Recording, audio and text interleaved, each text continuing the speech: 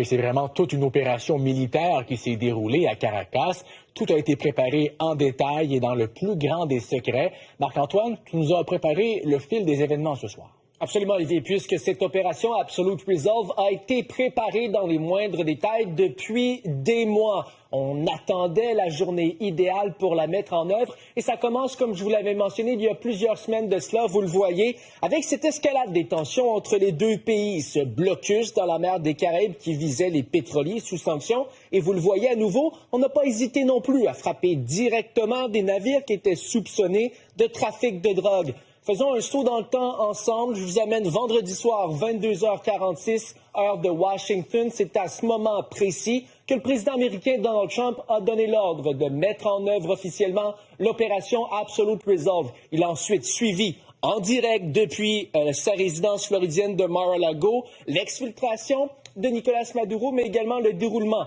de toute l'opération. Par la suite, on avance dans le temps, 2 heures du matin environ, heure de Caracas. Vous le voyez, les premières frappes puissantes qui résonnent dans la capitale vénézuélienne, ça illumine le ciel. Plusieurs cibles stratégiques sont visées, mais également des villes situées à plus de 100 km de la capitale Caracas. Par la suite, 2h01 exactement, vous voyez ces hélicoptères qui posent terre là exactement où Maduro avait été localisé.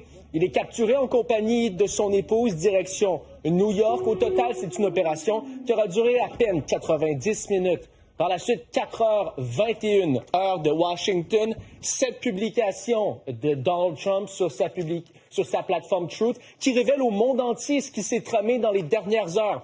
Affirme que les États-Unis ont mené avec succès une frappe à grande échelle contre le Venezuela et qu'ils ont capturé son dirigeant, le président Nicolas Maduro. On apprendra par la suite qu'à peine 8 minutes plus tard, le président déchu était déjà à bord de ce navire, le USS Iwo Jima, et un peu plus tard, Donald Trump publiera cette photo qui fait le tour du web où on le voit les yeux bandés et les oreilles cachées par un casque d'écoute. Avançons à nouveau dans le temps. Il débarque ensuite dans cet aéroport militaire de New York où il sera héliporté vers Manhattan, direction le Metropolitan Detention Center à Brooklyn, vous le voyez.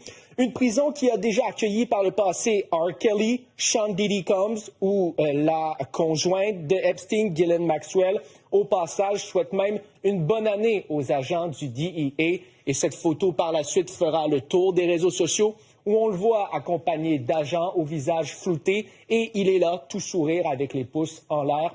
En terminant, Olivier, prochain chapitre de cette saga, c'est demain midi, alors que Maduro va comparaître officiellement devant un tribunal fédéral à New York. On surveillera également cette rencontre spéciale du Conseil de sécurité de l'ONU. Opération fascinante. Merci beaucoup, Marc-Antoine. Bonne soirée. Au revoir.